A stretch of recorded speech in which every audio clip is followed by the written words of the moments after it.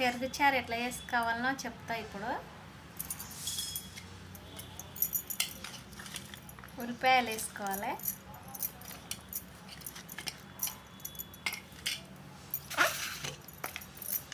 రుచికి సరిపడా ఉప్పు వేసుకోవాలి. వేసుకున్న తర్వాత బాగా కలపాలి, ఉప్పు కలిసిన దాకా కలపాలి. వాటర్ పోసుకొని మళ్ళీ కలపాలి, కలిసిన దాకా కలపాలి. కలిసిన తర్వాత ఇప్పుడు పెరుగు చాలకు పోపు వేసుకుందాము. పొయ్యి ముట్టిద్దాము. పొయ్యి ముట్టించి ఫ్యాన్ పెడుతున్నాం.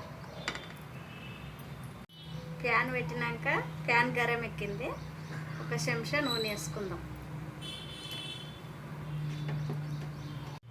నూనె వేడెక్కినాక ఒక చెంచా జీలకర్ర ఆవాలు వేసుకుందాం.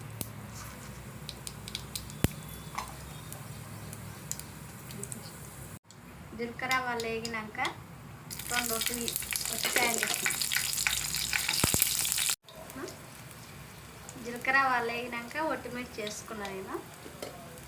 ఒట్టిమిర్చి చేసుకున్న తర్వాత పచ్చిమిర్చి వేస్తుంది. పచ్చిమిర్చి కొంచెం వేపాలి, ఎందుకంటే కారం ఉంటుంది కదా, కొంచెం కారం తినరు కదా. కారం పోయిన దాకా కొంచెం వేపాలి, వేపితే కారం తెచ్చుకుంటుంది.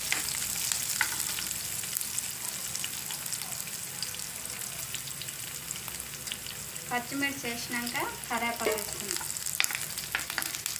కరివేపాకు వేసి కొంచెం వేసుకోవాలి.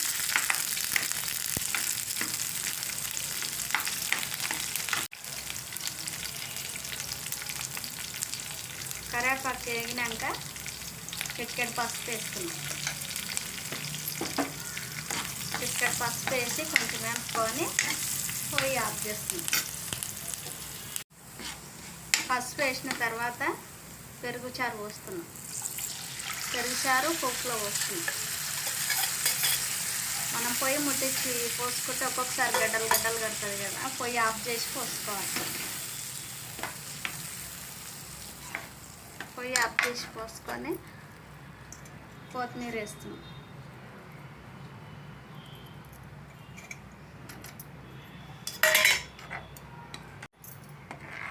కొత్తిమీర వేసి కొంచెం కలుపుతున్నాం.